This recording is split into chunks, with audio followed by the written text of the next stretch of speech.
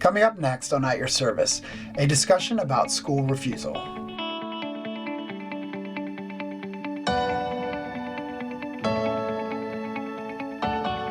Welcome to At Your Service. Today we will be speaking with Dr. Christen Faneuil from the Maryland State Department of Education, and she's going to speak with us about school refusal and school avoidance and how to support students and families. So welcome, Dr. Faneuil. We really appreciate having you today. So can you tell us more about your role, your title with Maryland State Department of Education and what you do with them? Sure, thank you. Good morning, everyone. Good morning. At the Maryland State Department of Education, my role is a specialist of alternative programs and school completion. So what that means is I work with alternative programs throughout the state, or educational options as we're calling them in Anne Arundel now, to support those students who are better at learning in kind of these alternative settings, work with those leaders throughout the state. And then for school completion, my role is to work with schools and districts to help support attendance, promote graduation rates, and prevent dropping out. And through that role, I've been working with the Maryland Mental Health Response Team, which is a division of the Maryland State Department of Education that collaborates and works with schools and districts to help with behavioral and mental health issues with students and staff members. Tell us a little bit about your background and what brought you into this work. Sure. So I started as a teacher, like many of us do years and years ago. I was a high school science teacher, and at a very young age, I thought that all I needed to be a good teacher was to be excited about science and STEM and encourage my kids to be excited about that as well. But I found that there were a lot of issues happening outside of the classroom that was preventing the students from being able to learn and be successful in school. So I went back to school myself to get a master's degree in school counseling and then a PhD in school psychology, because I've just been trying to learn everything I can to help students become successful. I worked in schools as both a counselor and a psychologist, and I'm fortunate enough now to work at the state level so that I can help all of the students in Maryland become successful in whatever it is they choose to be after school ends. Great. Awesome. So today our topic is school refusal. So for the viewing audience, can you just share with our terminology and when we think about school refusal, what that means? Sure. One of the most commonly used definitions of school refusal is a child-motivated refusal to go to school or a difficulty attending classes for a full day. So school refusal may appear in high schoolers as missing a class here or there, or in younger students as missing the morning or going home early in the middle of the day. And with school refusal, there's some sort of underlying negative emotion or emotions that prevent the student from being able to attend school. They could be sad or lonely or nervous or angry about something happening in school. And so they want to be able to stay home in order to avoid going to a school and in order to avoid feeling those negative emotions. Great. And that's a great definition and really clarifies for us what that is. And so can you tell us some facts about school refusal that will be helpful for members of our audience? We're mostly talking to parents, guardians, members of the community. Sure, absolutely. So school refusal is not as rare as we think it is. Just less than 1/3 of students will experience some form of school refusal throughout their educational career. And there's no correlation to gender, race, ethnicity, academic or intellectual ability. So really anyone can experience school refusal because it doesn't have as much to do with what's happening in the school as the negative emotions that someone might be experiencing. And although middle school ages is the most typical time for school refusal to set in, anyone from pre-kindergarten through 12th grade can experience school refusal. Great. So when we look at the difference in the schoolhouse, we talk about truancy and school refusal. For families at home, what is the difference? Sure. So truancy has a really set definition in the state of Maryland, and a student who is truant has missed at least 20 days of school throughout the year, and those are what we call unexcused absences. So an excused absence would be an illness or a death in the family, religious holidays, transportation that fell through. Whereas when students are truant, these are unexcused absences to a significant amount.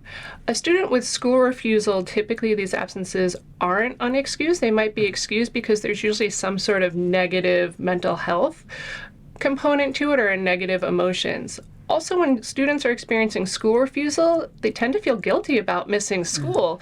They're at home during the day, trying to make up missed work. Their parents are usually aware that the students are missing school, and they're struggling just as much as the teachers and the staff are in getting the student back into school. Whereas usually a student who is truant is lying to mom and dad about going to school, they're hiding those phone calls and letters from school, and they tend to not be as concerned about making up missed work. So oftentimes when this can be identified early, parents and guardians can change. The earlier you can intervene, usually your outcomes are better for for a variety of behavioral issues. What are some ways in which students or children may present at an early age to indicate that what are some red flags or some signs that we can see for parents to start to identify so it doesn't become more of a habitual refusal? Sure. Early on with younger students, elementary school students usually present with worrying and nervousness, either as it relates to school or it relates to leaving home and leaving the parents.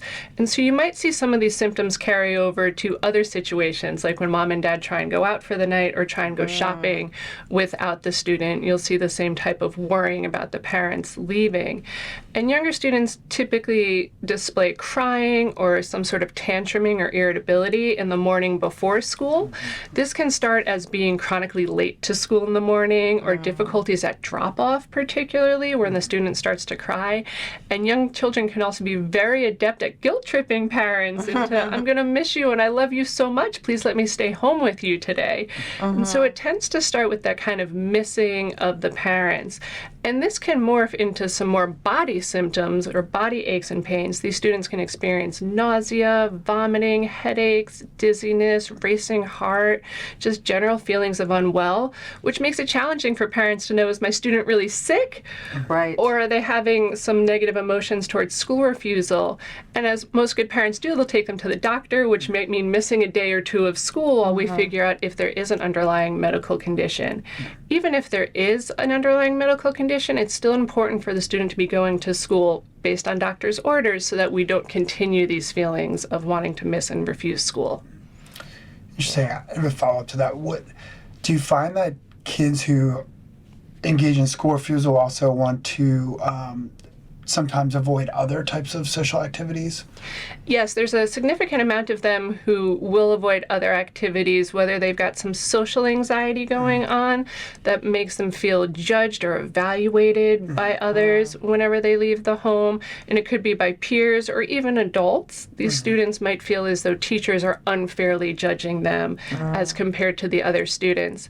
These kids also might experience some separation anxiety from mom and dad. So if mom and dad have to go to work and the student has to stay home, or they have to go shopping or run errands without that student could experience some anxiety or worrying from being separated from mom or dad as well. So in many cases it's not always just school. It's some other sports, after school activities. That's exactly it. So school's the identified place to avoid right now, but without proper interventions, that could just morph into something else. We might get the student back in school, but then we're scared to go to the grocery store with mom, or to large settings like a mall or a sporting event where there might be a lot of people there. That's interesting. So what are some of the risk factors associated with school refusal? You've talked about some of the signs, but what are some of the risk factors that parents and guardians should be aware of? Sure. Major changes in a student's life can trigger school refusal, especially school-related changes. So if a teacher is going out on leave, or we're transferring to a new school, especially that jump from elementary school to middle school, can cause school refusal to set in. So can extended absences, both planned and unplanned. So long illnesses, as well as set schedule changes like long weekends and vacations from school can lead to school refusal because the student's been able to stay home in their comfort zone for so long. It can be difficult to get back out of it. Also, any family stressors or trauma can indicate signs of school refusal, and these could be good or bad changes, like a new baby in the family, or on the other hand, a loss of a family member could lead to that turmoil that leads to a student wanting to stay home and refuse school. And then, of course, violence, both at home, in the school, in the community, and the world, can make a child just feel generally unsafe and wanting to stay more home often with their parents. And do you tend to see that it starts young, or or can it sometimes, show up just at high Manifest. school, or does it depend on the situation? It depends on the situation. The most typical age of onset is around 11 years old, so solid middle school, when there's a lot of changes going on in Yes. life anyway. That can lead to some of these negative emotions, feeling like you're being evaluated and judged as you go through puberty and things are changing very rapidly. So 11 is about the most common age that school refusal can start, but anyone age 3 to 22 that's in school can experience school refusal. Good. Yep. And I will tell you, Ryan, at the high school level, a lot of them, if they went to school, they would go down to the nurse's office. So the nurse is a great person to speak to, or just kind of letting the parents know, because they, for some reason, it could be a particular class, or it could be manifest itself in a larger situation. So. Yeah, That's right. I mean, that kind of leads to another question. What are some of those reasons that that children engage in school refusal? Susan hits a good one where it's like, they might utilize the school nurse. It might be a health reason, but maybe it's masking something else. So what are some of those reasons that we typically see? Yeah, absolutely. School refusal usually has some sort of underlying negative emotion. So typically students are either trying to avoid experiencing that emotion or escaping the judgment that might come along with it. Yes. So it might just be that I've always felt I'm bad at English class. And so by the time I get to high school, I just want to skip my English class every day. And that might start with asking to go to the nurse's office every day to get out of it, and then the nurse catches on to what I'm doing, so maybe I'm just skipping that class because I feel like no matter what, I'm going to be bad at it anyway, no matter how hard I try. So I've got some negative, some sadness, or some guilt even, that it's something I couldn't be good at. Or on the other hand, I might be trying to avoid being made fun of. Maybe in my math class, I have to read out loud from the textbook every day, and I just know I'm not very good at that. Or especially when we go back to that middle school trigger, the first time a lot of us are changing for gym class for the first time, and fear about being made fun of during that process could lead to school refusal as well. So some sort of negative emotion is getting in there. But the real key is not every student can tell you what the reason or what that emotion is. They know they're just trying to avoid school, but they can't pinpoint why that might be. Right. And can there be a relationship at home with the parent, like we as parents are doing something to exacerbate it? Right. Unintentionally, right? Yeah. Absolutely. And parents always have the best interest of their children in mind, but sometimes they don't know what's kind of underlying these causes, or that what they're doing might be exacerbating, as you're saying, right? And so we want to be mindful to not try and encourage these anxieties or worries or fears in their students, make them valid and real. Right. But also try and fight back on that. So if a student says, I don't want to go to school tomorrow, I've got a read aloud I have to do in English class, everyone in class is going to make fun of me. Parents can turn it back on the student and say, is everyone really going to make fun of you? Or is it maybe one student that the teacher's then going to correct in that moment? And so trying to provide some rethinking strategies for the student to kind of re-norm the experience that they might be having. Now, if there's something is serious going on, like a teasing situation or feeling like they're being left out or isolated, that's something that parents can also deal with by calling into the school, making sure that it's not happening, and if it is, how we can work through it. Right. So having a peer buddy, for example, a lot of students worry about not having anyone to sit with at lunch, and that can be a really stressful situation. So working with the teacher to create a peer buddy system so that I know I get to sit with Ryan every day at lunch and I don't have to think about it or worry about it all morning. I just have someone I can go sit with, can be helpful. Great. I'm definitely one of those parents who's been guilty of not always saying the right thing when my kid, is experiencing something, whether, sometimes she gets a little anxious about school. So, I look forward to hearing about some strategies that we can provide to parents to support their child when they're going through this. So Definitely. So after the break, we will be continuing our conversation with Dr. Faneuil about school refusal, and we'll talk about some parent strategies that you can use at home if your child is experiencing school refusal. So stay tuned.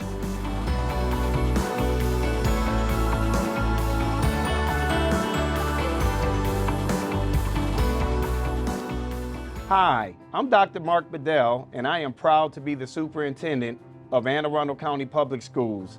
a district of 85,000 students and 14,000 dedicated employees. We are on our way to being the best school system in Maryland, and we could use your help to get there. Consider one of these many careers with us.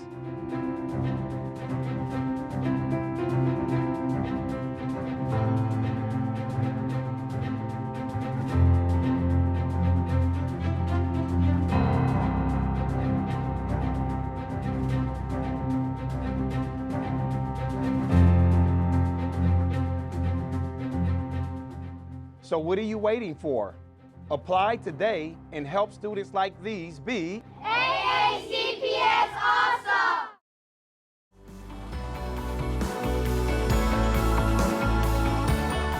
Welcome back to At Your Service. We were having a conversation with Dr. Christen Faneuil around school refusal. Thank you for staying tuned with us, Christen, and for joining us today. And so, if a student is starting to engage in school refusal, even as a classroom teacher or as a viewer audience or a parent, what are some things they should be looking for, when they start to see it? What should we do as educators and also as parents? And as you mentioned before, intervening early is always the best. We want to keep an eye out for any of these kind of early warning signs. Increased absences would be a good key that we should look into, and so I encourage teachers to reach out to parents if you start to see it trending up in absences. And for parents and guardians can reach out to the school, whether it be the teacher or the principal, who can then guide you to maybe the social worker or school counselor or a PPW within the school. All of those people are there to help promote attendance and keep the student engaged in learning. Definitely. Great. And so, if a school team decides to meet, like the school refusal has come to the point of, being concerning, and they decide to do a comprehensive evaluation around school refusal, what does this look like? If from a parent, I've never experienced this before, right? And I go to my counselor, and they decide to have a meeting with other school personnel, and obviously they're there to support my child, but as a parent, that can be intimidating. So can you explain, obviously it might look different at different schools, but what in general might that look like, as a parent coming into that meeting? Sure, absolutely. And you mentioned the key word here, which is team. This is a team effort, and the research around school refusal shows us that it is best effective when there is a team involved. It's not just parents or just the school, everyone working together. And so if there is some signs of school refusal and we want to really evaluate and dig down into what might be causing it, because we need to try and figure out the underlying cause in order to successfully get the student back into school, we want a team of everyone that could be involved, parents and guardians, the student themselves, even if they're not really sure what's causing it, they might be able to explain what the feelings that are being brought up or when it feels worse for them. Right. As well as school personnel, teachers, administrators, school mental health staff like psychologists, counselors, social workers, attendance staff like PPWs or other attendance officers. The school nurse would be great to be brought in, again, if they've been asking to go to the school nurse to get out of class for a while, or just to help us to understand if any of those body aches and pains might be a medical condition or are they manifestations of these negative emotions. And I always encourage leveraging any positive relationship that the student has in the school. So it might be a cafeteria worker or a janitor that the student has really bond to, and bringing them in to try and see how we can leverage that relationship to get the student back into school. But as you mentioned, it's really a comprehensive evaluation. We want to know as much as we can about what's going on with both the student and the family at home that might be preventing them from going to school. Because it could be as simple as the student feeling like they've always been really bad in math and so there's no point in trying in math anymore, but there might be some difficulties at home that the parents might need support with. Maybe there's a lack of transportation or housing insecurity that the school might be able to help the family out with. But it's important to dig into those issues. What's going on at home? Are there any stress or new factors? A new baby, a new family member, a new pet living with the family that could be causing this. And also looking at family and student history, both medical history, maybe there's some medical problems that are popping up that we thought were dealt with 3 or 4 years ago. Any psychological history within the family, especially the students, that we might be aware of how to deal with them. And also digging through the students' records. Has attendance been a problem ever in the past, and what did we do to get them back in? Or is the student right, has a certain class? Maybe science has always been really challenging for them, and we need to just put more support around science and making sure the student feels comfortable in the science class. Great. And so when they leave that meeting, is the idea that they would have at some point come up with a plan with some steps that we're going to try these things and then reevaluate at a certain time? Is that usually what happens? It's kind of more of like an informal type of plan? Yeah, absolutely. Kind of an informal plan. This isn't a serious school meeting that doesn't have to meet timelines or anything of that nature, but it's helping us to dig to the problem, kind of the root cause of what's going on, so that we can try some strategies both at home and at school to get the student back into school. But as you said, reevaluating is going to be really necessary because we might not be right. Yeah. Right? We might not have the right interventions just yet, so we'll try them for a little while and then come back to the table and discuss if it's working or not. And even if it is working, do we want to peel some of those back?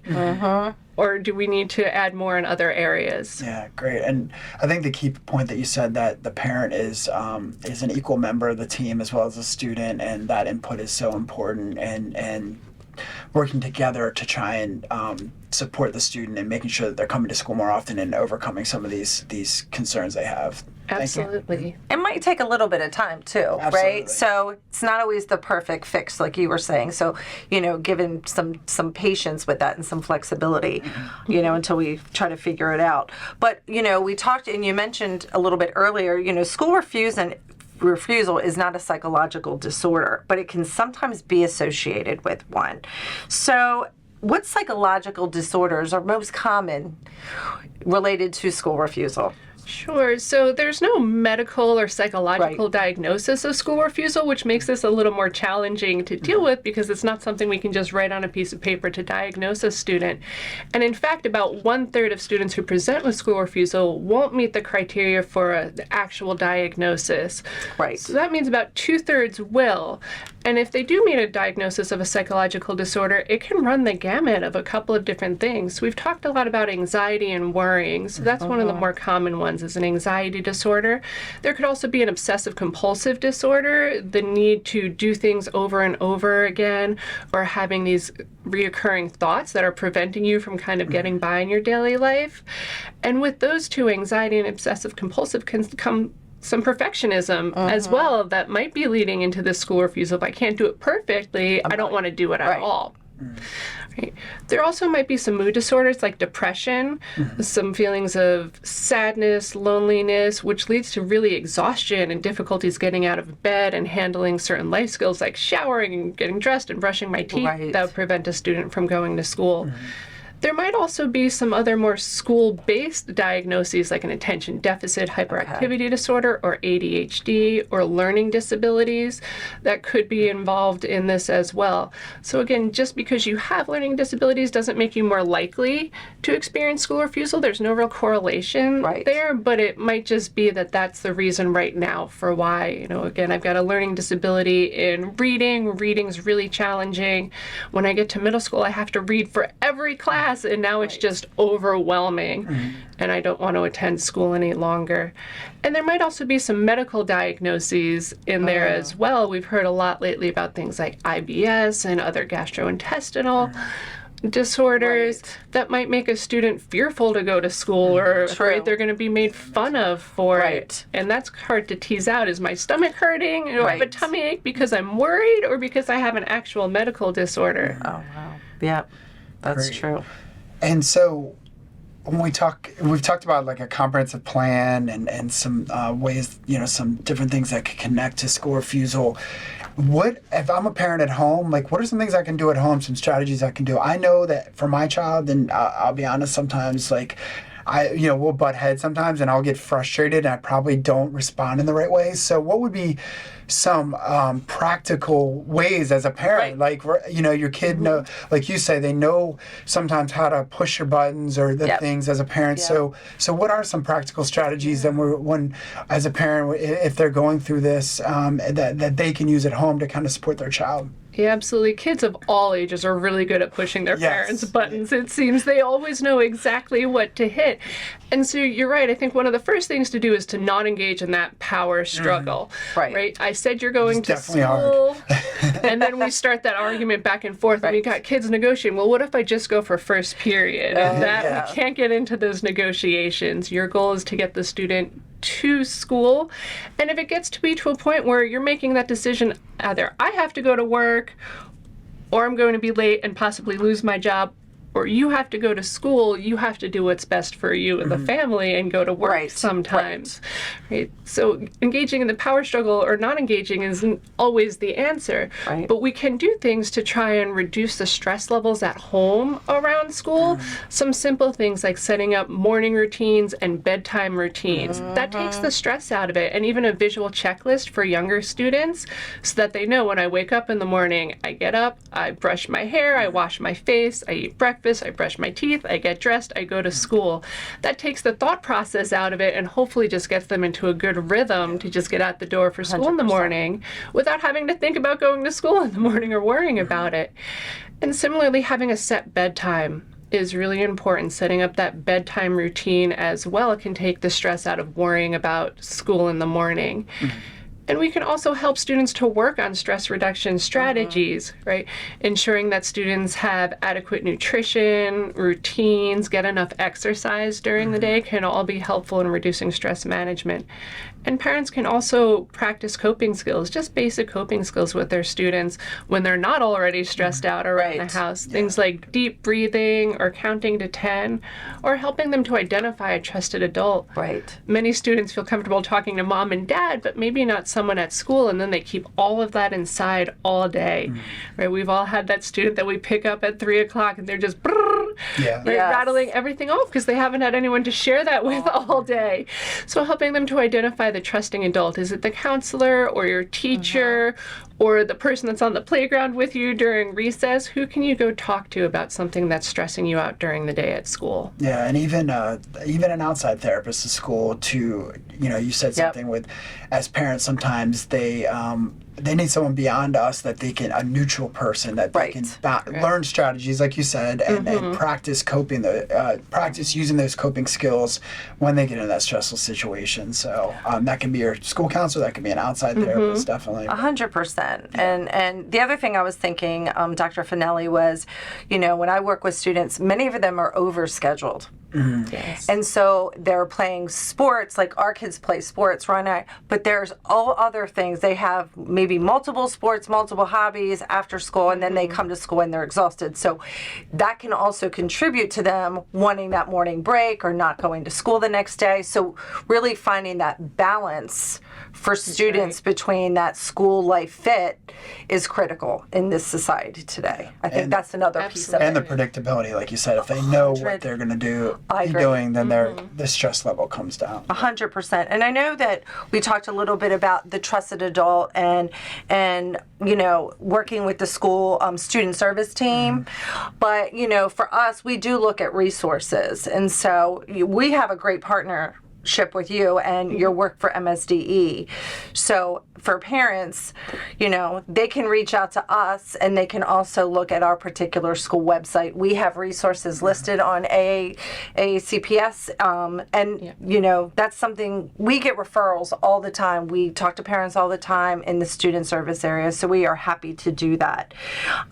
When you think about students and families that are watching this show, and even teachers, is there anything else that you think we need to keep in mind around school refusal when working with families and students? Sure. These negative emotions that students are feeling that are related to school refusal are normal parts of life. We all go through periods of time where we're worried or sad or overwhelmed or stressed out.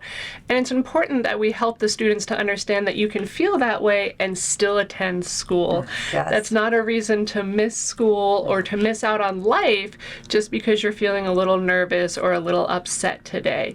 And if we allow those students to continue feeling those emotions without teaching them to intervene or cope or deal with them in other healthy ways, we're going to keep letting those emotions win, and then the avoidance and the refusal continues.